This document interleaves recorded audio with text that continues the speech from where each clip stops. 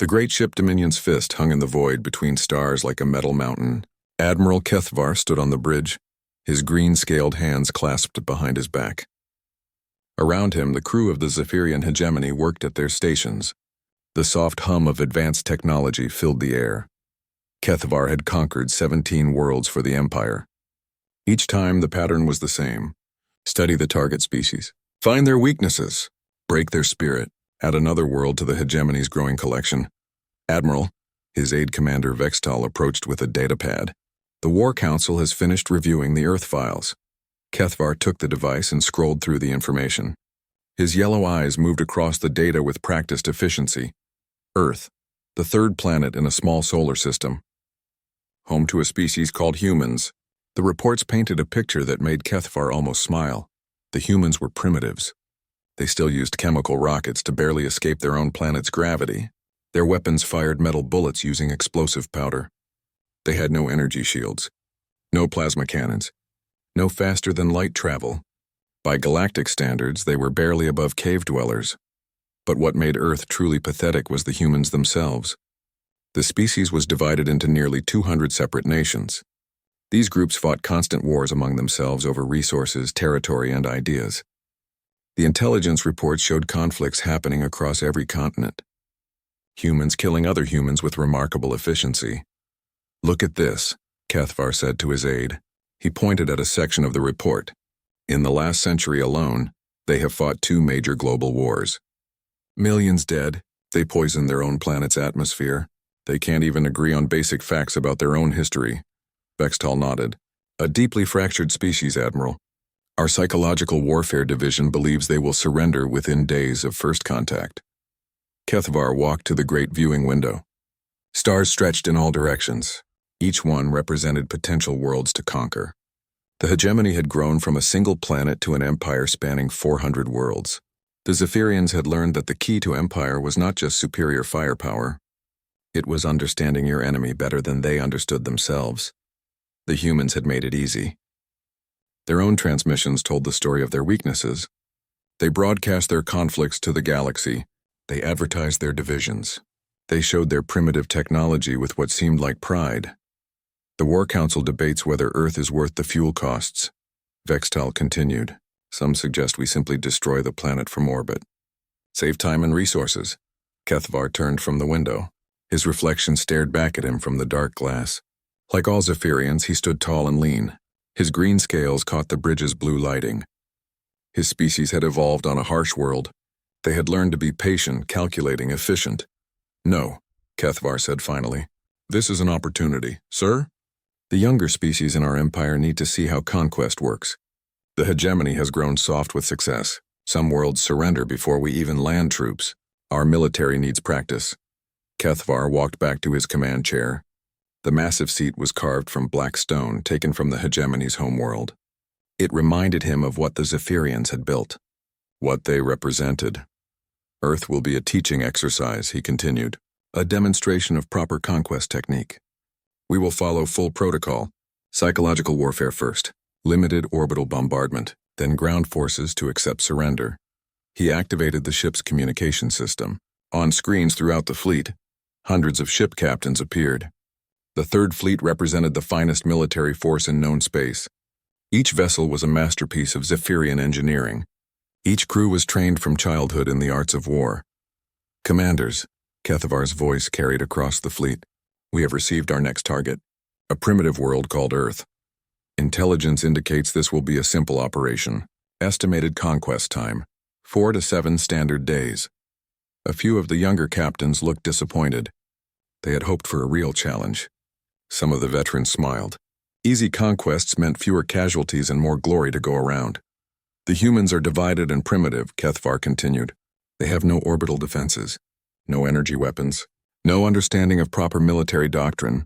We will use standard protocols, but with extra attention to psychological impact. Captain Zarmoth of the heavy cruiser Iron Talon raised a clawed hand. Admiral, should we expect any resistance worth noting? Kethvar almost laughed. The humans fight with chemical explosives and metal projectiles. Their fastest atmospheric craft moves at barely supersonic speeds. Their ground forces travel in wheeled vehicles that burn fossil fuel. The assembled captains began to chuckle. Fossil fuel. The idea seemed absurd to species that had mastered antimatter and plasma energy centuries ago. However, Caithvar raised his hand for silence. We will not underestimate them simply because they are primitive. The hegemony's strength comes from our thorough preparation. We will study their major population centers. We will monitor their communications. We will identify their leadership structures. For the next several hours, the fleet's intelligence officers presented detailed information about Earth. The humans had built large cities that would make excellent targets for psychological warfare. Their governments were complex but apparently fragile. Their military forces were spread across the globe with no unified command structure. Most interesting was the human tendency toward nationalism. They seemed to care more about their individual nations than their species as a whole. This would make conquest even simpler. Break one nation, and the others would likely compete to surrender first. The operation will commence in 72 hours, Caithvar announced. We will exit hyperspace at the edge of their solar system. Full passive scans first. I want to know everything about their defensive capabilities before we announce our presence. The briefing ended, and the captains returned to their ships. Throughout the fleet, crews began final preparations. Weapon systems were checked and rechecked. Landing craft were loaded with occupation forces. Translation programs were updated to handle human languages. Caithvar remained on his bridge as the fleet prepared to jump to hyperspace. He thought about the humans and their divided world. The intelligence reports painted them as a species trapped by their own nature, too aggressive to achieve peace but too primitive to pose any real threat to their betters. Admiral, the navigation officer called out. Fleet reports ready for hyperspace jump. Execute. The stars outside shifted and blurred. The great fleet of the Zephyrian hegemony vanished from normal space, racing toward a small blue world that its inhabitants called Earth. Caithvar settled back in his command chair. In less than a week, humanity would join the long list of species that had learned to kneel before the hegemony. Another world would be added to the empire. Another victory would be recorded in the annals of Zephyrian history. He had no way of knowing that he was about to make the greatest mistake in the history of galactic civilization. The primitive humans were about to teach the mighty hegemony a lesson that would echo across the stars for generations to come. The countdown to humanity's first real test had begun. The Zephyrian fleet dropped out of hyperspace at the edge of Earth's solar system. 300 warships materialized in the cold darkness between planets. Each vessel bristled with weapons that could level mountains. Each carried enough firepower to destroy entire civilizations. Admiral Caithvar studied the tactical displays from his command chair. Earth hung in the distance like a blue marble. The third planet from the local star looked peaceful from this distance. No orbital defense platforms, no defensive fleet rushing to meet them. Nothing but a handful of primitive satellites and space stations. Long-range scans complete, Admiral, reported the sensor officer. The humans have detected our arrival. Their communications networks are experiencing massive activity increases. Expected, Caithvar replied. Display their communication intercepts. The main screen filled with translated text streams from human networks. The messages painted exactly the picture the Zephyrians had expected. Panic, confusion, desperate attempts by human leaders to understand what was happening. But something felt wrong. Caithvar frowned as he read the intercepted messages. Where were the surrender offers? The panic-driven attempts to negotiate? Instead, the human communication seemed focused on coordination and preparation. Sir, the communications officer spoke up. We're detecting organized military responses across multiple human nations.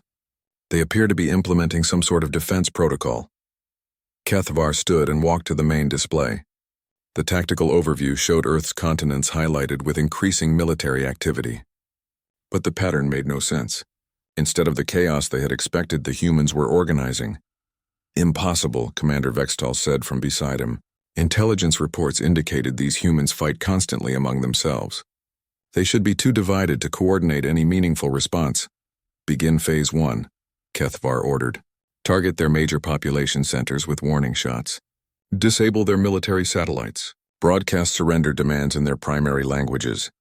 Across the fleet, weapons systems powered up. Plasma cannons locked onto targets across Earth's surface.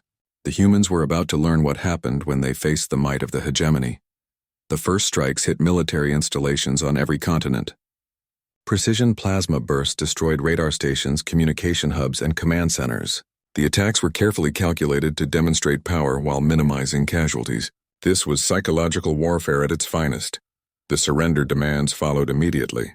Translated into dozens of human languages, the message was simple: surrender now and become a protected client species, or face total destruction. For 6 hours, the Zephyrians waited for the inevitable response. Every previous conquest had followed the same pattern: initial shock, desperate negotiations, and finally capitulation. The humans would realize they faced an impossible enemy and make the rational choice. Instead, something unprecedented happened. "Admiral," the censor officer called out with confusion in his voice, "human military forces are not standing down. They're actually increasing their activity levels. Show me." The tactical display updated to show Earth's current status. Kethvar stared in disbelief. Instead of surrender, the humans were mobilizing. Fighter aircraft were launching from bases across the planet. Naval vessels were leaving ports. Ground forces were moving into defensive positions. But most shocking of all, the humans' fractured command structure was somehow coordinating these efforts. Ancient enemies were sharing information.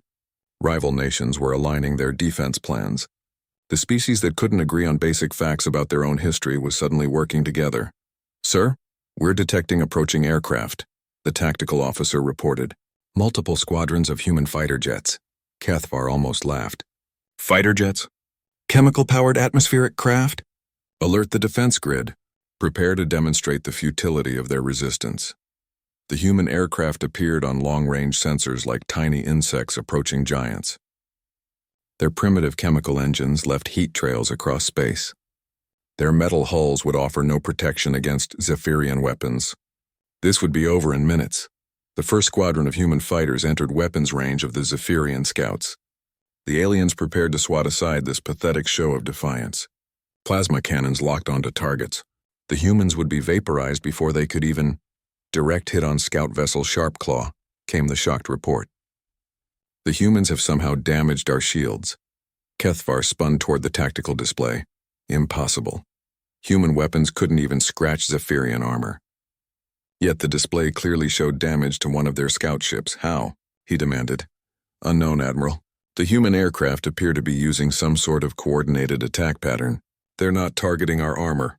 They're hitting specific vulnerable points in our shield matrix." More reports flooded in. Human fighters were engaging Zephyrian scouts across multiple sectors. Instead of the helpless slaughter expected, the humans were actually scoring hits. Their tactics made no sense by conventional military doctrine, but somehow they were working. "These humans learn fast," Vextal observed grimly. "They're adapting their attack patterns in real time." "Impossible," Kethvar said, but doubt crept into his voice. "Deploy the second scout wave." Full engagement protocols. The next wave of Zephyrian fighters launched to meet the human threat. Advanced plasma fighters that had never known defeat. Each one carried enough firepower to level a human city. Each pilot had trained for decades in the arts of space combat. The battle that followed defied everything the Zephyrians thought they knew about warfare. The human pilots flew like madmen, pulling maneuvers that should have killed them. They used their primitive craft's limitations as advantages, making turns too tight for Zephyrian ships to follow. Worse, they were learning. Each engagement taught them something new about Zephyrian tactics and technology. What started as clumsy fumbling became increasingly effective resistance. "Admiral," the communications officer's voice was tight with stress, "we're intercepting human military communications. You need to hear this." The bridge speakers crackled with translated human voices. Instead of panic or despair, the Zephyrians heard something that chilled them to the bone. Determination. "This is Squadron Leader Martinez. Confirmed hit on alien scout. Their shields collapse if you hit the forward emitters simultaneously." "Copy that, Martinez. All squadrons pattern Delta 7. Make every shot count. Washington control to all units. Intelligence confirms alien ground forces massing for invasion. Prepare scorched earth protocols. Roger, Washington. If they want our planet, they can have the ashes."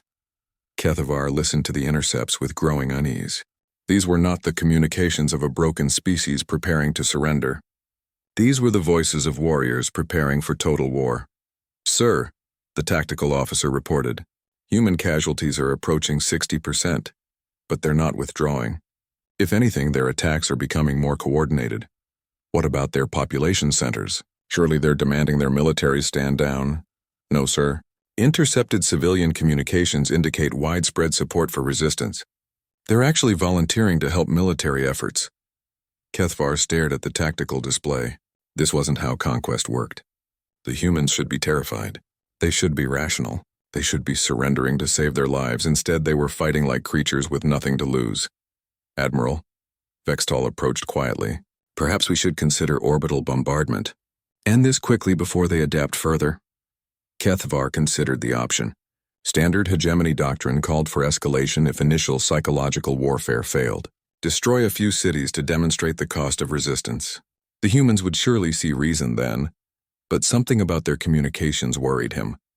These humans seemed to view acceptable losses differently than other species. Their willingness to die for abstract concepts like freedom and independence defied rational calculation. Deploy ground forces, he ordered finally. Full invasion protocols. We'll crush their resistance up close where they can see the futility of fighting us. It was the second worst decision of his military career. The worst was yet to come. The first Zephyrian dropships descended through Earth's atmosphere like falling stars. Each massive vessel carried 500 elite shock troops armed with the finest weapons in the galaxy. Their plasma rifles could burn through tank armor. Their personal shields could stop anything humans could throw at them. General Crixazon commanded the ground forces from his mobile command post outside what humans called London. His troops had conquered dozens of worlds using proven tactics. Overwhelming force applied precisely. Quick strikes to break enemy morale. Complete domination within hours. Earth would be no different. The humans had shown surprising resistance in space.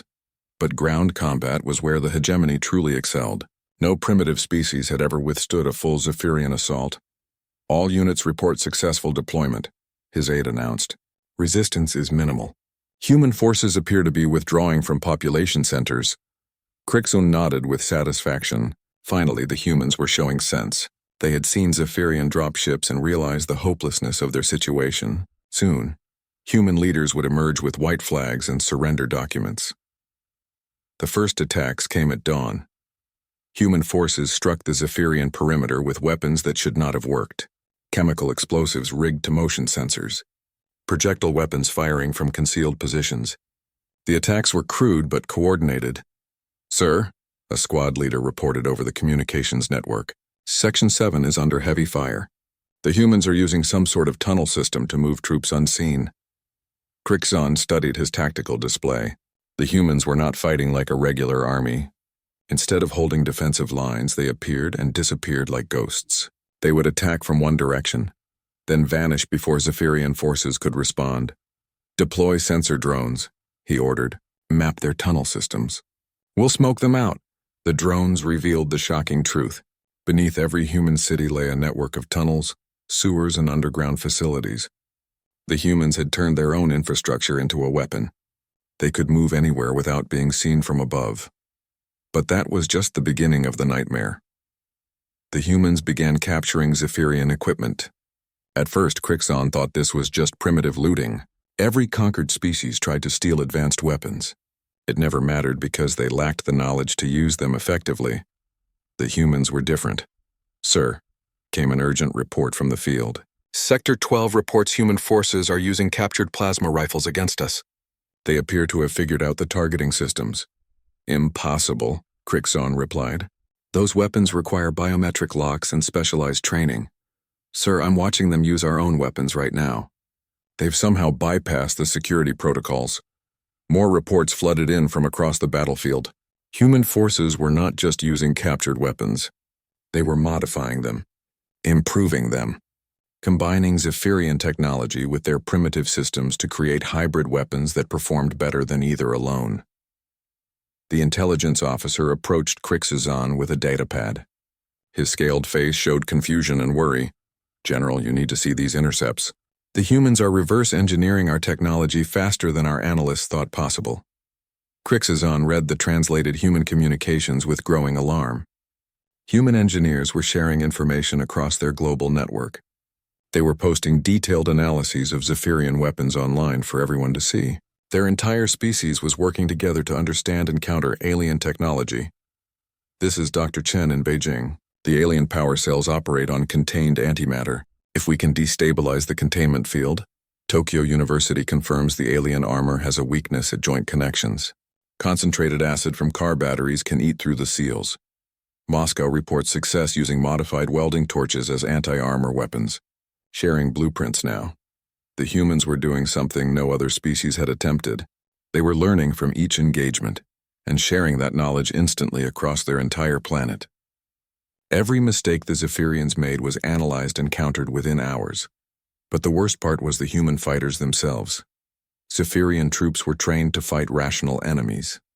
Species that valued their lives and retreated when outmatched. Species that could be intimidated by superior firepower. Humans seemed to have no concept of reasonable tactics. Squad 7 reporting came a transmission filled with static and weapons fire. Human position overrun. Enemy took 80% casualties but continued fighting. One human soldier detonated explosives when we breached their position. Squad 12 here. Humans are using their wounded as weapons. Injured fighters are rigging themselves with explosives and charging our positions. Medical unit requesting immediate evacuation. Human civilians are attacking our field hospital with primitive weapons. Repeat, civilian non-combatants are engaging our medical personnel. Crixon listened to the reports with mounting horror. The humans were not following any recognizable military doctrine. They fought like wild animals backed into a corner. Every position had to be taken by force. Every building had to be cleared room by room. Every human seemed willing to die fighting. The casualty reports made grim reading.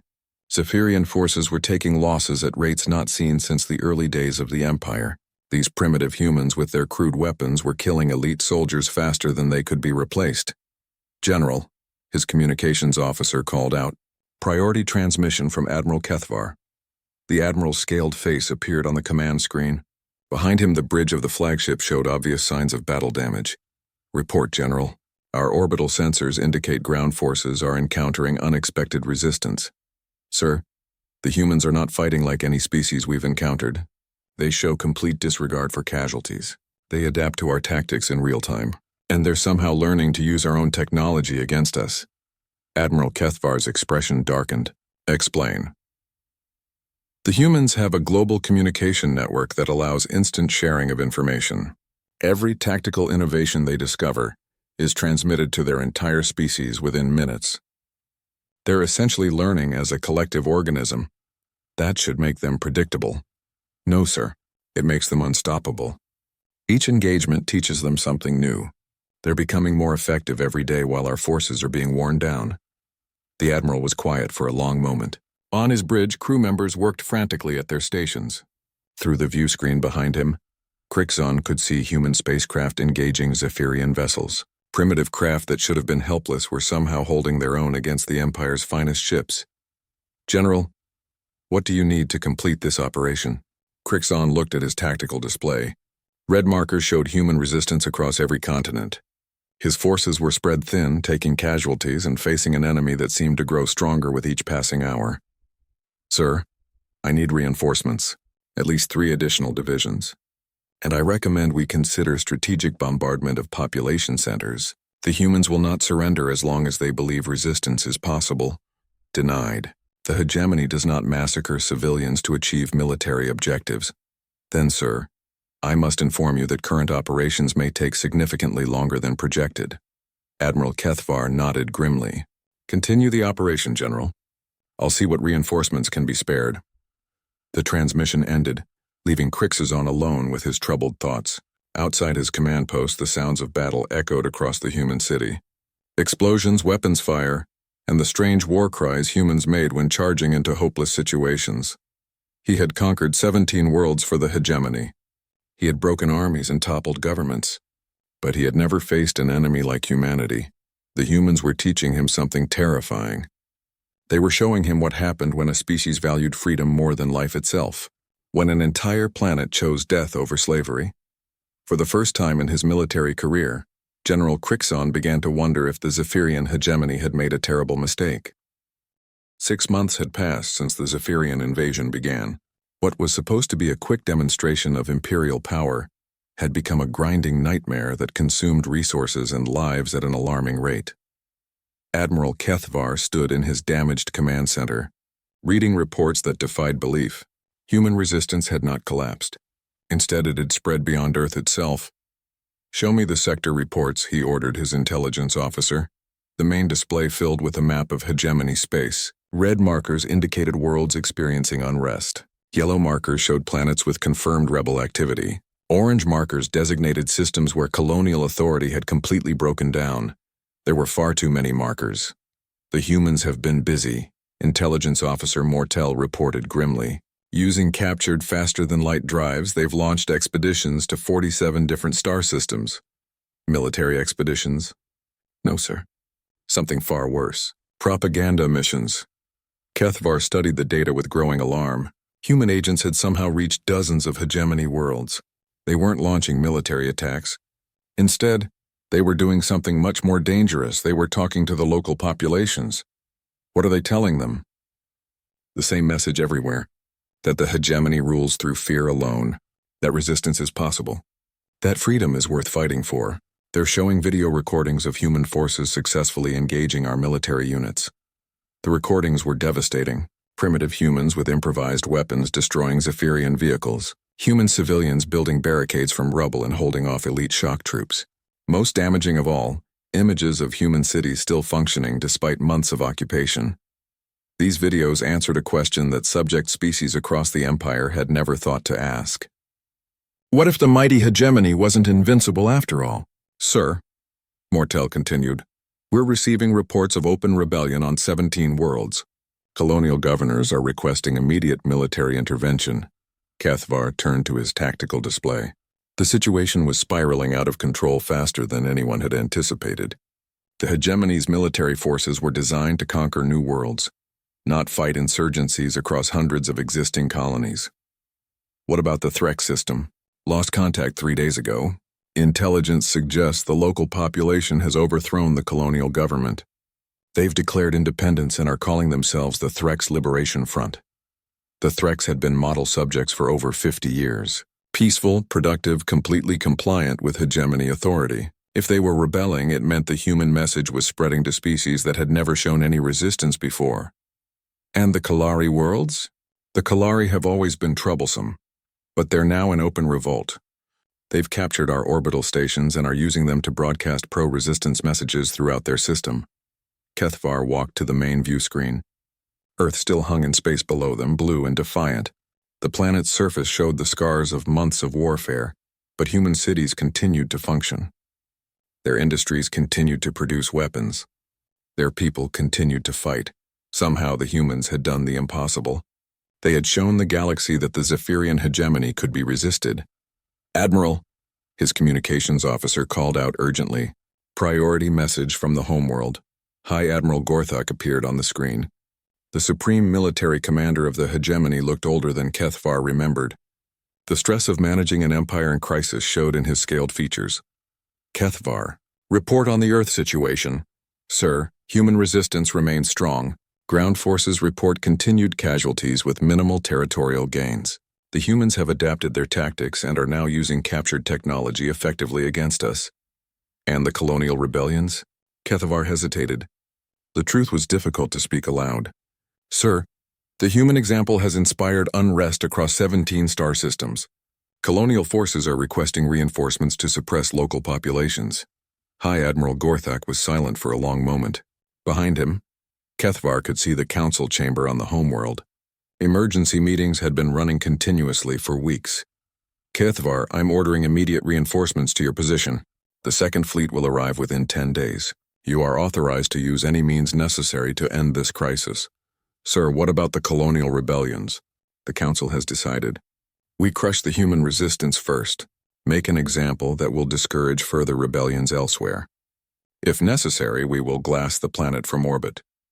The transmission ended, leaving Kethvar with orders he had hoped never to receive. Orbital bombardment of civilian targets, the complete destruction of a populated world. It went against everything the hegemony claimed to represent, but he could see the logic behind the decision. The human example was like a virus spreading through the Empire. It had to be stopped before it destroyed everything the Zephyrians had built. Commander Vextal approached with his daily intelligence briefing. Admiral, there's something else you need to know. Human expeditionary forces have made contact with species outside our empire. They're sharing technology and tactical information with independent worlds. Which species? The Centauri Republic has agreed to provide safe harbor for human refugees. The Vegan Trade Union is selling advanced weapons to human forces. Most concerning, the Andromedan Council has issued a formal statement condemning our invasion. Kethavar felt the weight of command settling heavily on his shoulders. The humans had somehow transformed a local conflict into a galactic crisis. Species that had never cooperated were now working together to oppose hegemony expansion. What about our supply lines? Under constant attack. Human forces have learned to target our logistics ships. They're using captured navigation data to predict our routes. And our troop morale? Vextal's expression grew even grimmer. Declining rapidly, sir. Our soldiers joined the military to conquer primitive worlds, not fight an endless war against an enemy that refuses to surrender. Casualties are approaching 30% across all ground units. The reports painted a clear picture. The hegemony was winning individual battles but losing the war. Human resistance was costing more resources than the conquest of their previous 50 worlds combined. Worse, the economic impact was spreading across the empire. Trade routes were disrupted. Colonial worlds were diverting resources to suppress rebellions. The military was consuming budget allocations at an unsustainable rate. Sir, the communications officer interrupted. Incoming transmission from human forces. Put it through. A human face appeared on the screen. Female, middle-aged, wearing what appeared to be a military uniform. Her expression was calm and determined. This is General Martinez, of the United Earth Defense Force. I'm authorized to discuss terms for the immediate withdrawal of Zephyrian forces from our solar system. Kethavar almost laughed. You're in no position to negotiate, human. Your forces are vastly outnumbered. Admiral, with respect, I think you misunderstand the situation. You've been fighting us for 6 months and gained nothing but casualties. Meanwhile, your empire is falling apart behind you. What are you proposing? Simple. Leave our system now, and we'll consider not sharing certain technologies we've developed with your rebellious colonies. You're threatening us? The human general smiled. It was not a pleasant expression. Admiral, we've reverse-engineered your faster-than-light communications. We know about the rebellions on Threx, Kalari, and 16 other worlds. We know your military is stretched thin trying to hold your empire together. Kethavar felt his blood turn cold. If the humans had broken their communications encryption, they knew everything about the hegemony's weakening position. What we're offering is peace, General Martinez continued. But if you choose to continue this war, we'll make sure every species in the galaxy knows exactly how to build the weapons that have been killing your soldiers. The transmission ended, leaving Kethavar staring at a blank screen. The humans were no longer fighting just for survival. They were fighting to destroy everything the hegemony represented, and they were winning. The Second Fleet arrived at Earth with enough firepower to crack a planet. Admiral Kethavar watched the massive formation take position around the human world. 2,000 ships, enough weapons to level every city on the surface, enough troops to occupy a dozen worlds. It should have been the end of human resistance. Instead, it became the beginning of the hegemony's final collapse. All ships report ready, Commander Vextal announced. Orbital bombardment can commence on your order. Kethavar stared at the blue world below. After 8 months of war, he was finally prepared to end this nightmare. The humans had cost the hegemony more lives and resources than any single campaign in Imperial history. Their stubborn resistance had inspired rebellions across the galaxy. It was time to make an example that would echo across the stars. Admiral, the communications officer interrupted. Incoming priority transmission from the Kalari system. High Admiral Gorthek appeared on screen. The Supreme Commander looked haggard. Dark circles under his eyes spoke of sleepless nights dealing with crisis after crisis. Kethavar, you are to commence orbital bombardment immediately. The Council has lost patience with this operation.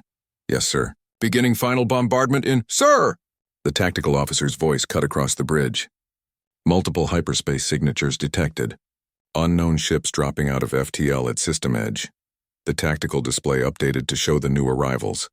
Kethvar felt his blood freeze as ship after ship materialized in Earth's outer system. But these weren't Zephyrian reinforcements. They were human ships, thousands of them. Crude vessels built from captured technology and human industrial capacity. Each one should have been helpless against hegemony forces. But there were so many of them that they darkened the space around Earth like a swarm of angry insects. How is this possible? Vextel whispered. Intelligence reported all human industrial capacity was concentrated on Earth. Sir, the intelligence officer reported with shock in his voice. Long-range scans indicate these vessels were built in the asteroid belt. The humans have established manufacturing facilities throughout their solar system. Kethvar realized the scope of his miscalculation. While the hegemony focused on Earth's surface, the humans had been building a secret fleet using captured technology and raw materials from space. They had turned their entire solar system into a weapons factory. Admiral, High Admiral Gorthak's voice carried across the bridge. What is your tactical situation? Sir, human forces have deployed a fleet of unknown size. Estimated strength. The transmission cut off as electromagnetic interference flooded the communication channels. The humans were jamming long-range communications using technology they shouldn't have possessed. All ships prepare for combat, Kethvar ordered. His forces still outnumbered the human fleet. Zephyrian technology was still superior. They could win this battle. What happened next changed galactic history forever. The human fleet attacked with tactics that defied all military logic. Instead of forming battle lines, they swarmed the Zephyrian formation like wild animals. Individual ships made suicide runs against capital vessels. Bombers loaded with nuclear weapons flew directly into enemy formations before detonating. But the most shocking discovery came when the human vessels began to communicate, sir. The communications officer reported with amazement. We're detecting transmissions between human ships. They're not using their own languages. What do you mean? Sir, they're speaking Threx, Kalari, and a dozen other languages from rebellious colonies. The human ships have crews from multiple species. The truth hit Kethvar like a physical blow. The humans hadn't just inspired rebellions across the Empire. They had somehow evacuated alien populations and brought them to Earth. The human fleet was actually a coalition of every species that had ever suffered under hegemony rule. The battle raged across Earth's solar system for 18 hours. Zephyrian ships designed for fighting conventional enemies found themselves overwhelmed by sheer numbers and suicidal tactics. The Allied fleet lost ships by the hundreds, but they kept coming. Worse, they were learning. Each engagement taught them new ways to exploit Zephyrian weaknesses. Their tactics evolved in real time as they shared information across their entire fleet. Admiral, came an urgent report from the engineering deck. We're detecting massive power buildup from the planetary surface. The humans appear to be charging some sort of weapon. Kethvar turned to the main display. Earth's surface showed energy readings that should have been impossible. The humans had built something using captured hegemony technology. Something big enough to threaten ships in orbit, sir. The tactical officer called out. I'm reading multiple launch signatures from Earth's surface. They fired something at our fleet. The projectiles weren't missiles. They were escape pods. Hundreds of them launched from Earth's surface towards Zephyrian ships. At first, Kethvar thought it was an evacuation. The humans were finally abandoning their world. Then the first pod reached a hegemony cruiser and exploded with the force of a small nuclear weapon. They're using their own people as weapons, Vextal said with horror. No, Kethvar realized with growing dread. Those pods are carrying volunteers, humans who chose to become living bombs to protect their planet. The pod attacks continued for hours. Each one was piloted by a human volunteer who guided their improvised weapon directly into Zephyrian ships.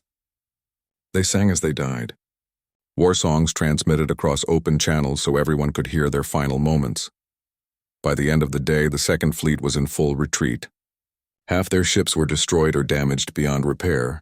The survivors limped away from Earth, carrying reports that would shatter the hegemony's confidence forever. But the real damage was just beginning. Within hours of the battle's end, recordings of the human defense spread across the galaxy. Every species saw primitive humans defeating the Empire's finest fleet. They watched ordinary people choose death over slavery. They heard the songs of humans flying into certain doom to protect their families. The message was clear. The mighty Zephyrian hegemony could be beaten. Rebellions exploded across the Empire like wildfire. The Threx Liberation Front became the Threx Republic. The Kalari threw off colonial rule entirely. Dozens of other worlds followed suit, declaring independence and forming defensive alliances. The hegemony's military, designed to conquer new territories, found itself fighting dozens of separate wars simultaneously. Colonial governments collapsed faster than they could be reinforced. Trade routes shut down as former subjects refused to cooperate with their former masters. Within 2 years, the Zephyrian hegemony ceased to exist as a galactic power. The empire that had ruled 400 worlds for centuries crumbled under the weight of universal rebellion. Admiral HFY spent his final years on an agricultural colony, farming the same land his species had once ruled through fear. Sometimes visitors would ask him about the war with humanity, about what went wrong. He would tell them the truth. The hegemony had made the mistake of thinking that superior technology equaled superior will. They believed that any rational species would choose survival over freedom. The humans had taught them otherwise. In the end, the humans hadn't just defeated the hegemony military. They had defeated the idea that conquest was inevitable. They had shown the galaxy that some things were worth dying for, and that freedom was contagious. The scattered human survivors, spread across dozens of worlds, became the foundation of a new kind of galactic community, one based on cooperation instead of conquest, one where species chose their own paths instead of bowing to imperial masters.